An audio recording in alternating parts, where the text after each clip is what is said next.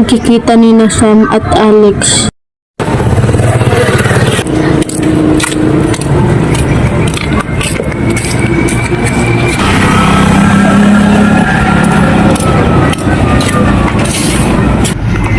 Ay, sorry ah. Okay, pabili nito. Nag-stop ka ba sa akin? Hindi. Ang kapal naman ng mukha mo. Ang pagkikilala nila sa isa't isa. Ako pala si Sam. Ako din si Alex. Ma'am, good afternoon. What is your order? 1 fries, 1 burger. Okay, ma'am. There lang, ma'am. Seat 1. At may maling nangyari.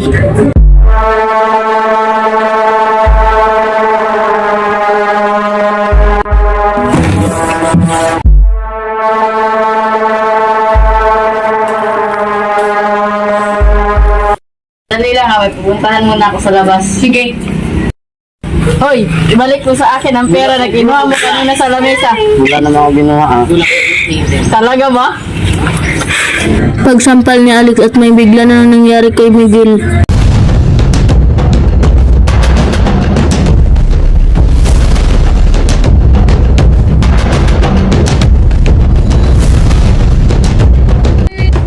Hindi mo ba alam ang kapatid mo ako? O yung kapatid mong matagal mong hinahanap? Saan ka ba galing, hayop ka? Matagal kang hinahanap ng mga magulang natin. Namatay man lang silang hindi ka naman nagpakita. Ba alam mo na saan ako galing? Dahil sa kasabang tatay mo. Tinulong nila ako na ilang taon. Wag na wag mo idamay ang tatay ko dito. Wala akong kapatid na magnanakaw at sinungaling. Ang pag-uusap ni na Alex at Sam. Hindi mo sinabi sa akin, Alex. Wala ka bang planong sabihin? Kapatid mo ang kaaway natin. Natatakot ako. Hindi ko alam kung paano ko sasabihin. Si Miguel, kapatid ko siya. Siya yung kaaway natin. Oo, Alex. Kapatid mo siya. Dahil narinig ko kayong dalawa sa labas ng restaurant kahapon. Wala akong kapatid na magnanakaw at sinungaling. Akala ko ba ako yung kakampi mo? Akala ko ba wala tayong ginagawa sa isa't isa? Di ba magkaibigan tayo? Patawarin mo ako. Pasensya na talaga. Paliwanag ko sa'yo. Oo, ipaliwanag mo na ngayon. Ano ba talaga ang gusto ko? Kapatid kami. Siya ang bunso kong kapatid na matagal na nawala sa akin.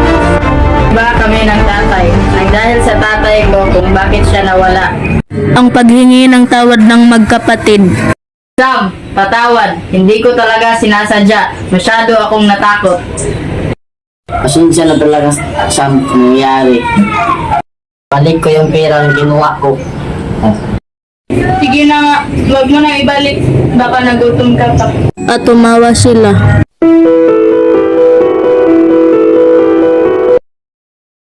Huwag mo na ulit gawin, Alex, ha? Yes, ma'am. At ang pagyakapan nila sa isa't isa.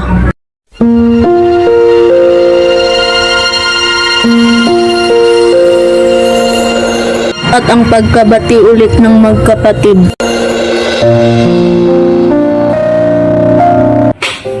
Sa huli, ang kanilang magkakaibigan ay muling nabuo.